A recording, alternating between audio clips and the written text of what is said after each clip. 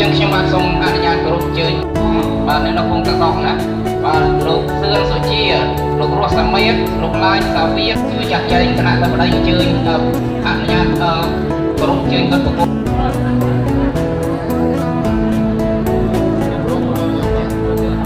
ហ្នឹងហើយអាចបាទលោកធនកែបាទចឹងយើងមានសំណាងណាស់បាទយើងបានទទួលលិខិតអំណរគុណពីគណៈដឹកនាំបាទពីបាទខ្ញុំដាក់កាមេរ៉ារៀនបន្តទៀតណាខ្ញុំហៅម្ដង5នាទីចាំ6ទៀតយ៉ាងគុំតវងបាទ8លោកនៅសង្កាត់មេ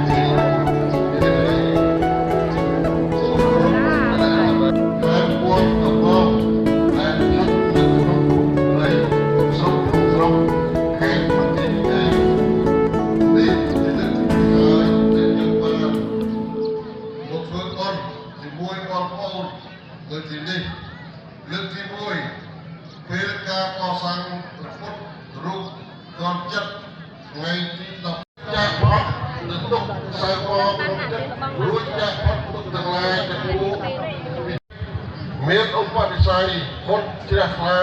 ក្នុងពុទ្ធសាសនាដូចគ្នាអតីតសម្ដេចនាយកហ៊ុនសែនលោកជានាយករដ្ឋមន្ត្រីហើយបន្តមកបច្ចុប្បន្នសម្ដេចកម្ពុជាហ៊ុនសែនបន្តដើម្បីនាំវិទ្យាកម្ពុជាក្នុងមហាសេកកំសត់ពីអតីតកាលឆ្ពោះទៅរក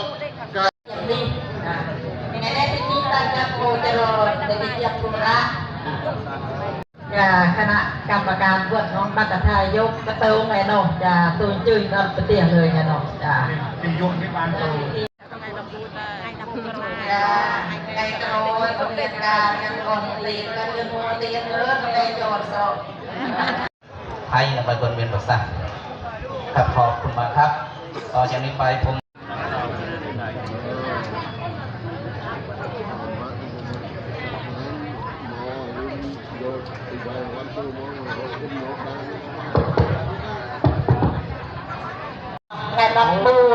ngày đập bún mò bún từ nọt liệt bong vật men môi cái lạnh nâng chập ăn đục bị chia lay tờ vong môi cái lạnh chập nấp phun nấu kháng trường vật môi cái lạnh đây nâu khả lạch